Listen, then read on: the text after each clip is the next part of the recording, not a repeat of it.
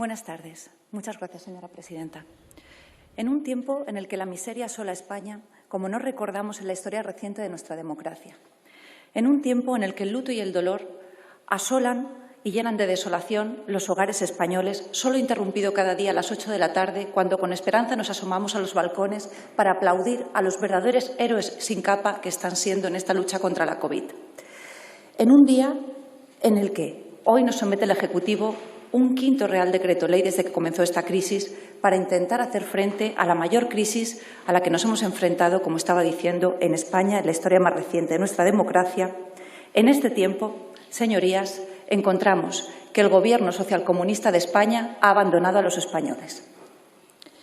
Su única preocupación es el relato, y a este relato responde el Real Decreto Ley 11/2020, que no hace sino suponer un nuevo avance en las aspiraciones chavistas del señor Pablo Iglesias, incorporando una serie de medidas que pretenden una mayor intervención en nuestra economía y que, pese a venderlo como un supuesto escudo social para hacer frente a la grave crisis provocada por la COVID, como ahora razonaré, no es tal.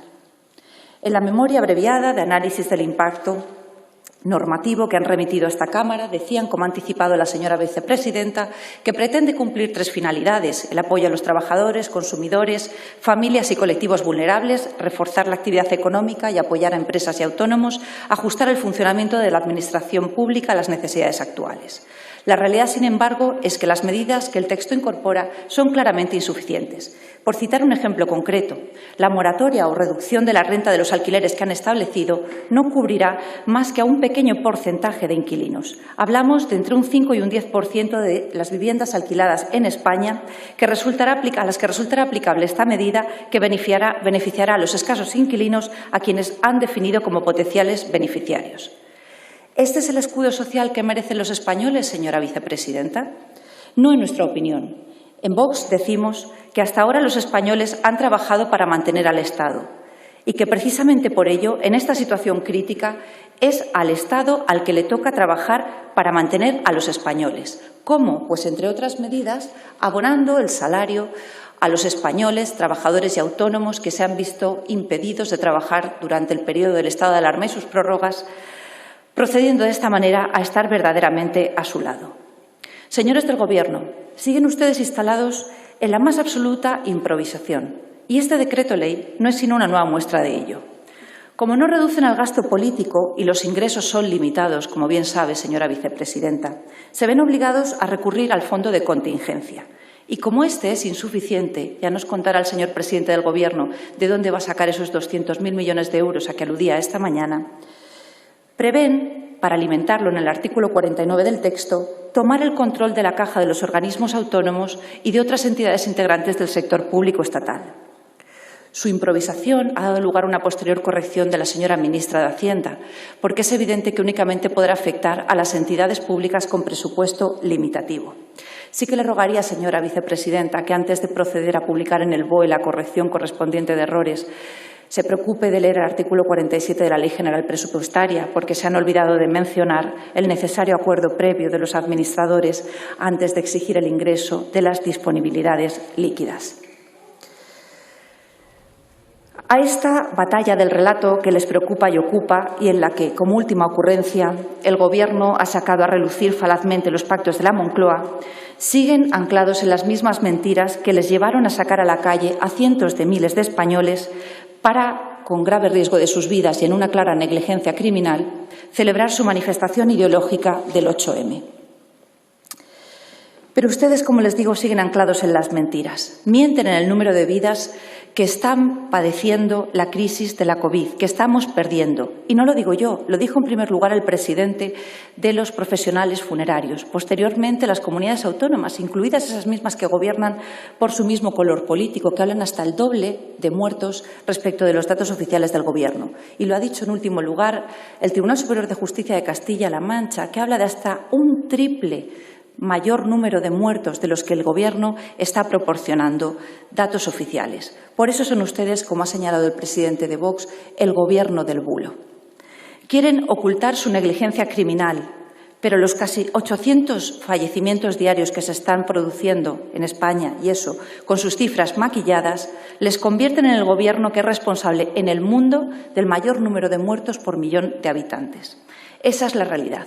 El peor Gobierno en el peor momento posible. ¿Y saben cuál es el colmo de la indecencia? Que con esta realidad lo que tengamos que aguantar es un Gobierno que está lleno de soberbia, con un arrogante ministro del Interior, que lo que sale a decir a los medios de comunicación es que este Gobierno no tiene ningún motivo para arrepentirse de nada.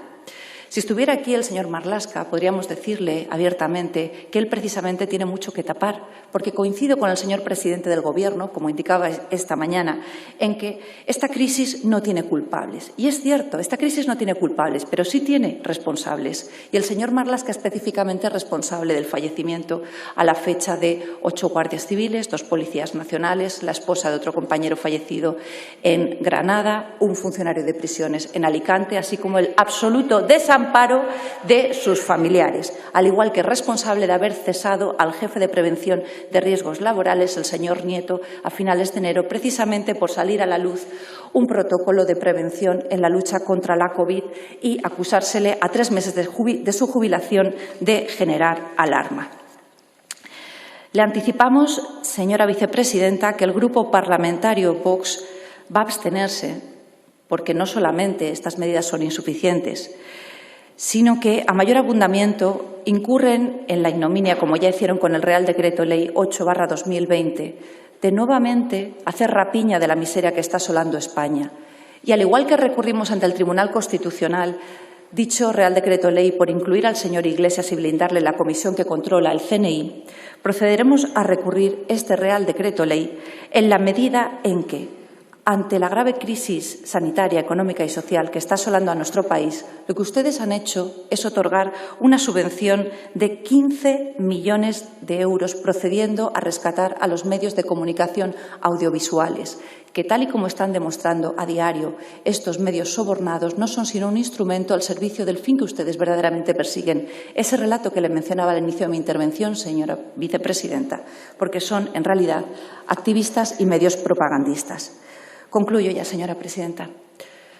Por más que intenten hacer ver que están ustedes labrando un escudo social para proteger a la ciudadanía, el pueblo español no va a olvidar que, al igual que en la crisis de 2008 y en 2011 con el Gobierno popular se rescató a los bancos y se abandonó a los españoles, ustedes ya han abandonado a más de 8.000 personas de mayor edad que han fallecido en las residencias y los han desahuciado, no permitiendo que tengan acceso a las UCIs cuando tienen más de dicha edad. Para concluir, señora presidenta, el señor Sánchez quiso pasar a la historia por haber desenterrado a un hombre. Por desgracia, ha cumplido su objetivo y se le recordará como Pedro el Sepulturero. Se empeñó en desenterrar a un muerto y acabó enterrando a miles. Se lo ha dicho el presidente Abascal y yo hoy se lo reitero. Paguen las nóminas de todos los españoles y váyanse, por favor. Están en juego la vida de miles de ciudadanos. Gracias, señora presidenta. Muchas gracias.